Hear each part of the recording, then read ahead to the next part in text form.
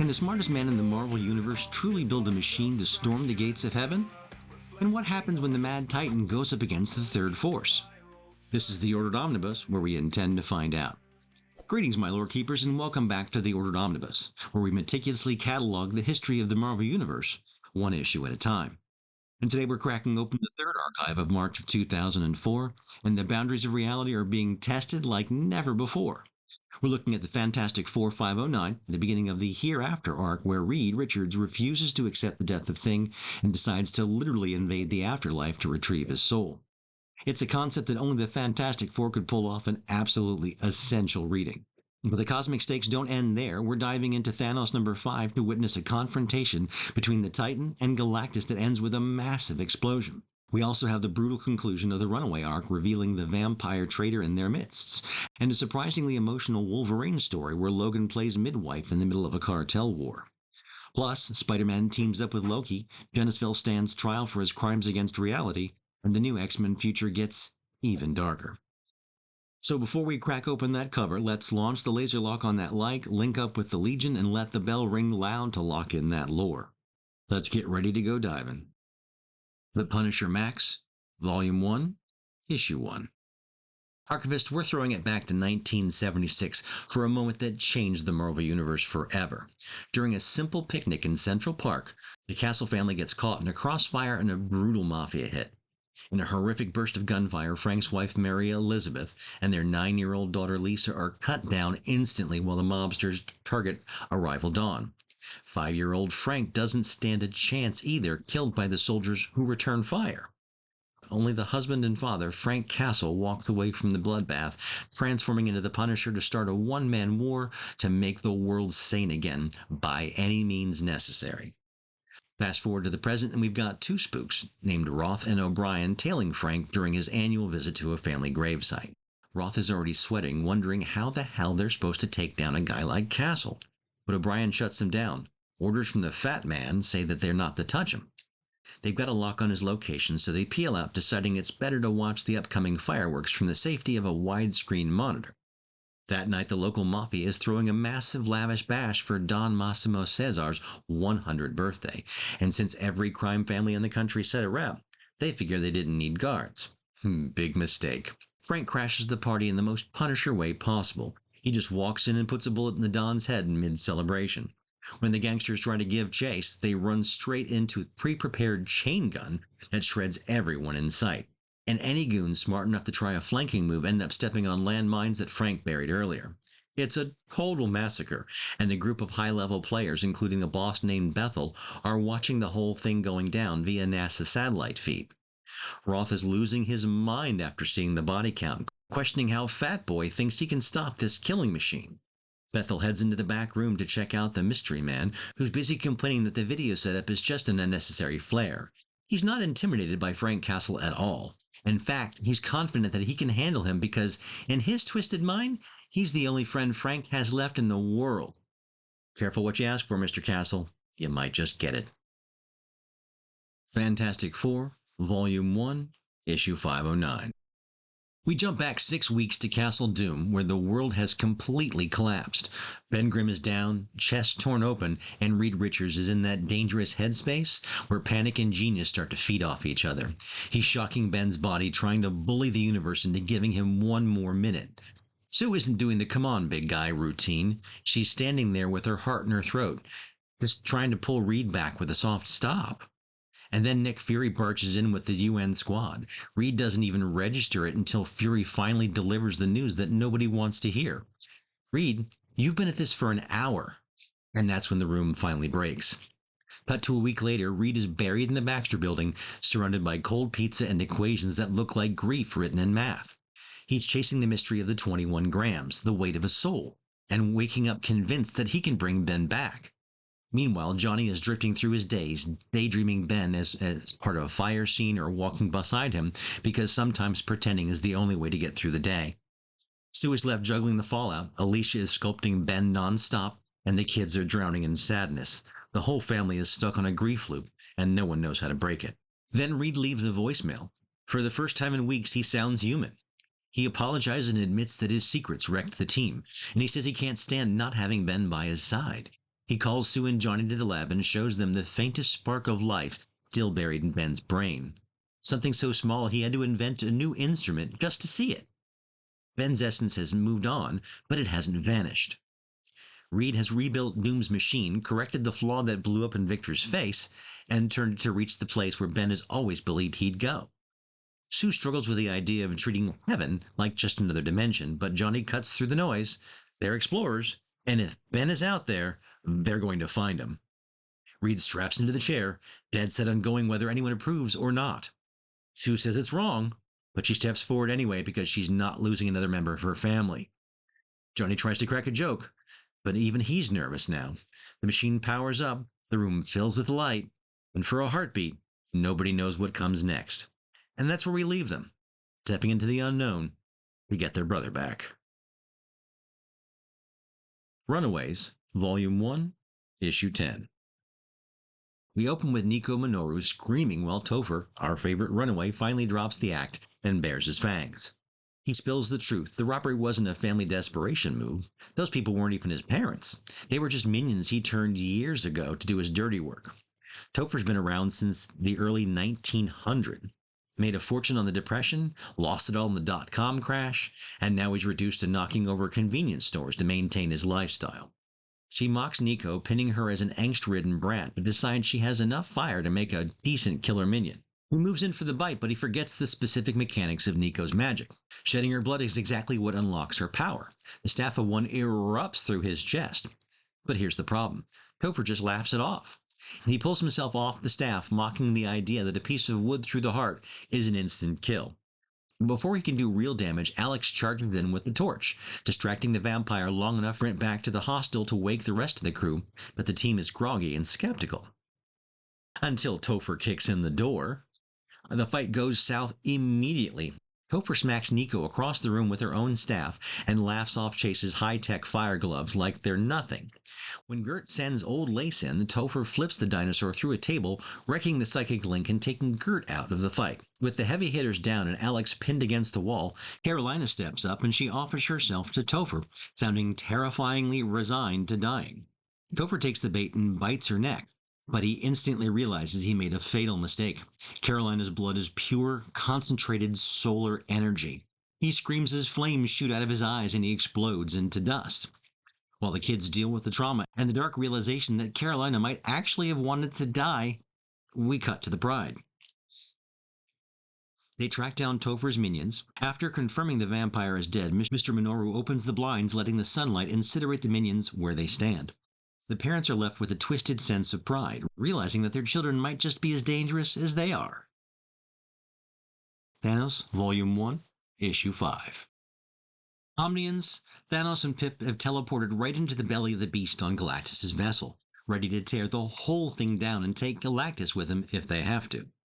The Mad Titan starts the party by blasting Galactus clean off of his own ship, knocking his helmet off in the move. That's pure disrespect. But before Thanos can shut down the activated machine, a swarm of Punisher bots pins him down, just as a very pissed off Galactus stomps back onto the scene.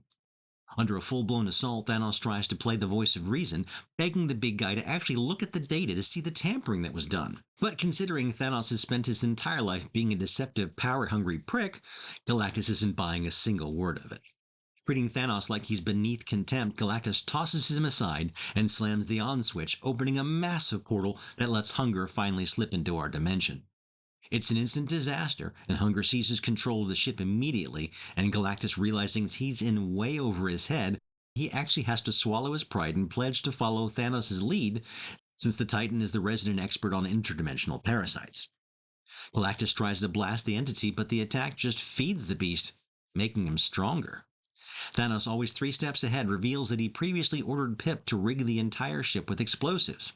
He hits the detonator, blowing Galactus' vessel into smithereens in a desperate attempt to cut off the source. But too little, too late.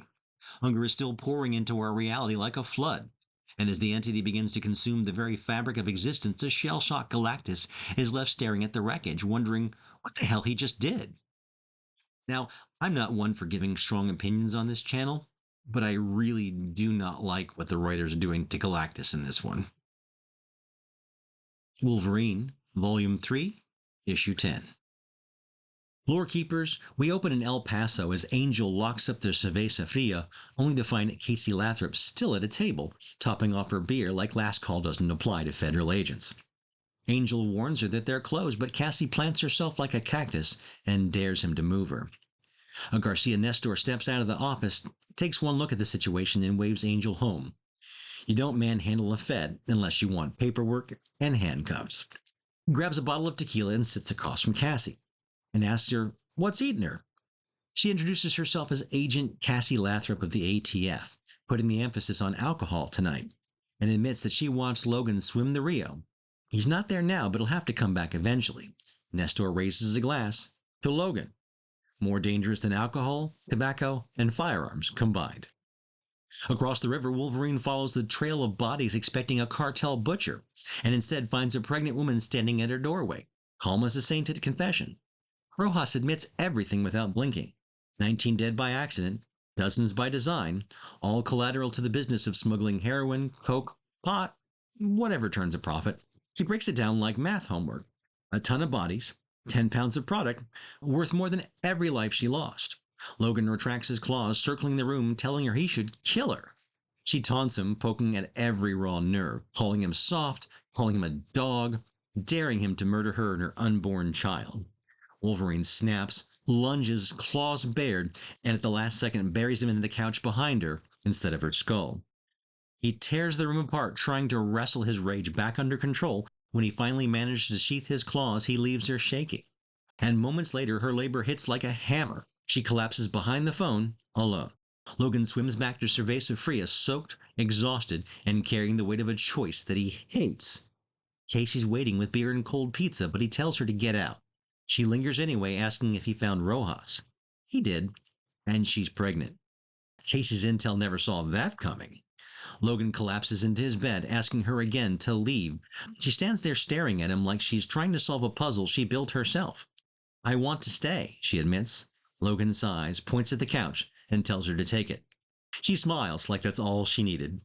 Morning hits and Cassie wakes up ready to apologize, and Logan's gone. Downstairs the bar's buzzing with early revelers. Angel says Logan left before opening, and Nestor says he went back across the river for unfinished business. Casey panics, thinking he's gone to kill Rojas, and bolts for the door, only for it to swing open as Wolverine steps inside, stoked, exhausted, and holding a crying newborn wrapped in a blanket. I need help, he says. I can't get her to stop crying, bub. newxmen, Volume 1, Issue 52. All right, my saga squad, the fall of Starlit City wasn't a battle, it was a burial. And on the shores of Inter Europa, the proud people braced themselves beside Tom, Skylark, and Rover as Apollyon's winged crawlers poured in like a living plague. Mermax's final telepathic warning barely faded before the Maker and his hammer-swinging defenders were swallowed under thousands of teleporting horrors. Tom only survived because a young proud girl strapped the Phoenix egg to Rover's back and ordered them to run. A memory that still claws at him as he retells it to the Institute's children.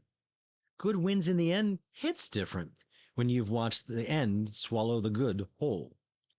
Back in the present, the 3-in-1s chant a warning. If the Phoenix bends the beast, the future becomes a factory line. Genomes enslaved and evolution frozen.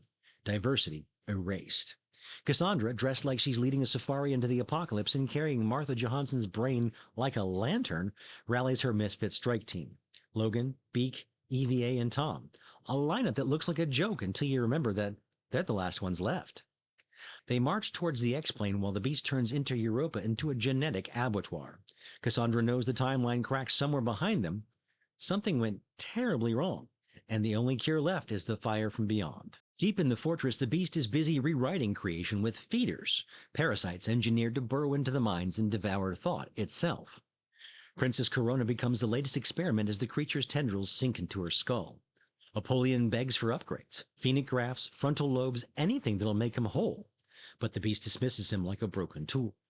All that matters is the egg, and he forces it to incubate under a storm of optic blasts until it erupts into a cosmic inferno that wipes the chamber clean. When the flames settle, something silver and trembling stands in the ashes. She steps forward, confused, asking for Henry. The beast reaches out, unbothered as her touch burns through his flesh. He's waited 3 billion years for this moment. He cradles her like a newborn weapon and tells her to forget the name Henry. That man is gone. If she needs a name to speak, she can call him what he's become. Call him Sublime. Amazing Spider-Man, Volume 1, Issue 503. The battle between Spider-Man, Doctor Strange, and Dormammu caused an interdimensional rift that had a delayed and catastrophic effect. It freed Morwen, an ancient and deadly sorceress of chaos, from her long imprisonment. The massive surge of magical power allows Morwen to fully possess the body of Tess Black, causing Peter Parker's spider sense to violently activate. The newly resurrected sorceress then sets forth on a quest through Manhattan to find and thank the one she believes is responsible for her release, Spider-Man, for unwittingly becoming her savior. The dark energy signature of Morwen's reemergence is felt instantly across the cosmos, leading the god of mischief to action. In Asgard, Loki uses his runes on the world tree, Yggdrasil, to trace the disturbance back to Earth. Disguising himself, he sneaks past Heimdall and Volstagg on the Rainbow Bridge to investigate. Spider-Man, while dealing with minor street criminals, is confronted by Morwen, who expresses her gratitude and offers him the world, an offer that he quickly attempts to refuse before swimming off to find the absent Doctor Strange at the empty Sanctum Sanctorum. Loki soon intercepts Spider-Man and traps him in a warehouse. Loki reveals that Morwen is drawn to Spider-Man because he carries a residue of the chaos magic from the rift, and he confirms that Morwen is a powerful and dangerous foe who once battled the Ancient One. When Spider-Man resists partnering with him, Loki uses his magic to set a bystander on fire, forcing Spider-Man to agree to his terms on the conditions that no other innocent lives are threatened. Meanwhile, Morwen observes warring street gangs and arms one side with advanced weaponry, noting that this local conflict is merely a warm-up before the end of the world itself. Emmafrost, Volume 1, Issue 7. Emma walked out of her family's mansion 9 years ago with nothing but pride and a stubborn refusal to break the way her father broke Christian. De Blois, the boutique she works at, becomes the latest battlefield in a losing streak of jobs, ending with a poodle named Nugget and a supervisor with no backbone pushing her too far. She storms out unemployed for the third time in 2 weeks. Boston feels colder without a home, and Lou, the hotel clerk, makes it worse, cornering her until her telepathy fires on instinct. A penny becomes a quarter because she wills it, the first hint of a power that she has not yet learned to trust, and it's also the first time she projects an idea into someone else's head, a detail longtime fans will recognize as a foundational moment. Hunger drives her into Manic Mandix, where she pays for the strip of newspaper disguised as a $100 bill. The maitre d' catches it and throws her into the kitchen to wash dishes she's never touched in her life. And this is where she meets Troy Kilkelly, a dishwasher with a bruised childhood and a smile that hits her like her first crush on Mr. Kendall. They talk on his fire escape at 4 in the morning, trading stories at parents who failed them in different ways. When she returns to the hotel to collect her things, Lou reads the newspaper with a headline, oddly current for a story set 9 years back. A quiet nod from the new art team stepping on to the series. Troy offers a place to stay with no strings attached, and for the first time since she's left home, Emma feels safe. The safety is quickly shattered when 2 enforcers, Milo and Stu, ambush them in Troy's apartment, demanding $10,000 he owes to a loan shark named Lucian Golf. Emma tries to hold Stu's knife in place with a raw psychic power, but her inexperience makes her nose bleed and the blade slips. Hours later at the hospital, she hugs Troy like she's afraid he might disappear. And then back at his place, they realize that they cannot raise the 10 grand honestly, and Troy suggests something reckless. Emma hates the idea before he even says it, but soon they're walking towards the floating casino on the Boston waterfront. She wears a white dress and a confidence she doesn't feel, remembering how a penny became a quarter and wondering if she can bend luck again. So together, they descend towards the blackjack tables, stepping into a gamble that could either save them both or destroy them. Incredible Hulk, Volume 3, Issue 66. Samson and Betty barely outrun the blast when home base goes up like a bad day in the desert. Miles out, Bruce and Nadia watch their fireball rise, and Bruce is doing the classic Banner thing, hoping for a miracle while assuming the worst. He buries the clone out back, and when Nadia tries to make the grave, he snaps the cross like it's out of line. "It's not like us," he says, and that's that. Up in the chopper, Samson points Betty towards his off-grid cabin, and she tries to float the idea that maybe Sandra and Ricky made it out. But Leonard shuts that down. He's convinced they're gone, and it hits him hard. Back at the diner, Bruce decides it's time to disappear again, and Nadia wants to tag along, but He tells her he's not taking on a partner, not with the sun overhead and the world hunting him. She at least talks him into waiting till morning. That night she dreams the clone claws out of his grave and grabs her. Straight nightmare fuel. And wakes up rattled. Bruce is ready to bolt, but she begs him to stay the night, and then he can be with his wife. Meanwhile, Samson and Betty reach the cabin in the hidden lab. They track the Hulk right back to Nadia's place, and Betty immediately tells Leonard to leave them be. Then she tries to seduce him, and when he refuses, reminding her that she's married to Bruce, she hits him with, "That version of me is dead." She shoves him and he shoves her back, and she doesn't mind it. Then she picks him up and throws him. It turns out that the abomination blood comes with perks, and a nasty price. When Leonard asks what's gotten into her, she says cancer. Morning hits, and Bruce finally opens up. He says he has no right to love anyone while the Hulk is still riding shotgun in his soul, and he won't risk suicide because what if he gets it wrong? I mean, the Hulk comes out with no banner to steer? He still wants to leave, but Nadia talks him into one more day. Back at the cabin, Betty explains how she cheated death. Revived by a shadow outfit called the Team, programmed with beach dreams and a metronome that Banner used to stay calm, they gave her a choice: watch out for Bruce or go back into stasis. The resurrection left her with ovarian cancer.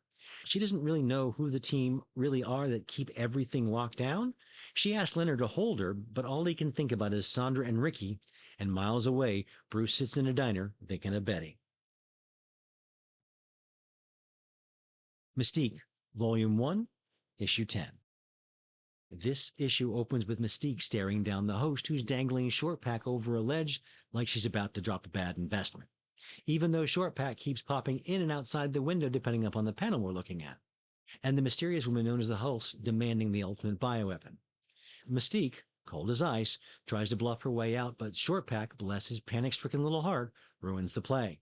The tension breaks, Mystique hands over the vial, and the host, believing she's just emancipated mutant kind by destroying the inoculation, inadvertently unleashes what she thinks is a plague. In a classic double cross, the host expects Mystique to rot from the inside out, describing the symptoms that sound a lot more like Ebola than the smallpox. But when she moves in for the kill expecting a corpse, she gets a headbutt instead. Mystique wasn't inoculated, she just hates needles. A brutal fight ensues, ending with a specialized hairpin from Forge that shocks the host into unconsciousness. And the virus? Safe and sound in a synthesized glass vial created by Mystique herself. With the host down, we get a moment of genuine connection, or as close as Mystique ever gets, where Shortpack realizes she wouldn't actually trade the world's deadliest virus for him. But the espionage game never stops. Mystique heads to the Nelson Mandela Bridge to meet Shepard, the man pulling the strings. She plays hardball, demanding to know who the boss is. Shepard drops the name The Quiet Man, a nod to an old John Wayne flick, which Mystique sharply notes makes him sound ancient. She hands over the real virus, securing her place as a double agent, or so Shepard thinks. But here's the kicker, archivists. As Shepard reports back to her superior, we learn that Shortpack isn't just a handler, he's the other asset. The call is coming from inside the house. We wrap up back in New York, where Forge is nearly blown up by a booby-trapped mannequin, Mystique's version of a doorbell.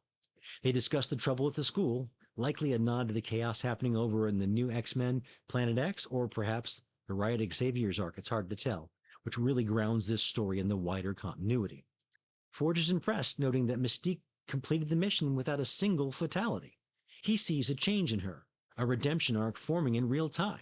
And then in a moment of sheer awkwardness that rivals any battlefield, Forge asks the deadliest woman in the world out for coffee. Mystique is left speechless, proving that sometimes human interactions are scarier than even a bioweapon. And that draws the curtain on the third part of our March 2004 deep dive. We witnessed the lengths the family will go to for one another in the Fantastic Four, the terrifying potential of the Runaways as they took down the Vampire Lord, and the sheer strategic brilliance of Thanos. These stories remind us that in the Marvel Universe, not even death or Galactus is an insurmountable obstacle if you have enough firepower and a good plan. We also saw the horrifying evolution of the Beast in the Here Comes Tomorrow timeline, a threat that will be a major repercussions for the X-Men later on. But don't close that archive just yet, my fellow fanatics, because we still have one final chapter to close in this massive month. Next time we're wrapping up March with a bang. We'll see the Punisher face a devastating betrayal from Microchip in the pages of Punisher Max.